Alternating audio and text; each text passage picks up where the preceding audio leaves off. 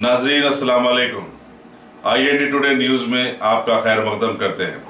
आइए देखते हैं ये तफसीलात। तेलंगाना हज कमेटी का एक इजलास आज हज हाउस में कमेटी के सदर नशीन मसीउल्लाह खान की सदारत में मुनक्किद हुआ, जिसमें हज साल 2018 के इंतजाम से मुतालिक एजेंडे पर गौर किया गया। बाद मीडिया से बातचीत करते हुए मसीउल्लाह खान ने बताया कि इस साल हज इंतजाम पहले के मुकाबले में ज्यादा बेहतर होंगे और अखराजात में 16 लाख रुपए की बचत होगी। हज कमेटी ने रियासत के आज़मीन के कोटे में इजाफे के लिए मरकजी वजीर अखिलती उमूर मुख्तार अब्बास नकवी से नुमाइंदगी करने का फैसला किया और इस बात का भी फैसला किया गया कि हज टर्मिनल पर खुसूसी शेड नस्ब करने के लिए GMR से नुमाइंदगी की जाए। इस मौके पर हज कमेटी के एग्जीक्यूटिव ऑफिसर डॉक्टर एस शक्कुर भी मौजूद थे। तेलंगाना स्टेट हज कमेटी की हज कमेटी फॉर्म होने के बाद से आज दूसरी मीटिंग थी जिसमें पूरे मेंबर्स आए और 2018 के जितने भी हज के आगे और जो काम करने के तरीक़े उसमें तब्दीली के लिए और आगे अच्छे से अच्छा काम करने के लिए ये मीटिंग रखी गई थी।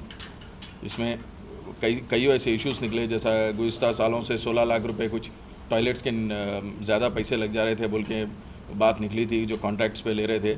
उसके लिए हम वक्फ बोर्ड चेयरमैन हमारे सलीम साहब माशाल्लाह से उन्होंने भी इसके अंदर ताउन करके इस बार ये 16 लाख रुपए भी बचाने की पूरी बात कहे हैं और बात दिए हैं।